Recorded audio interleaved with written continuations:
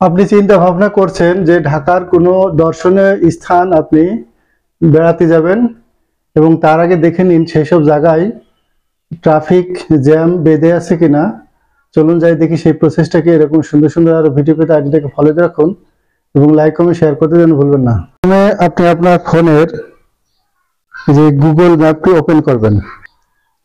এখান থেকে এই যে সার্চ বক্সে যে লিখবেন ঢাকা, ডিএইচএ, এই যে দেখেন ঢাকা চলে আসছে, ঢাকা ডিস্ট্রিক্ট।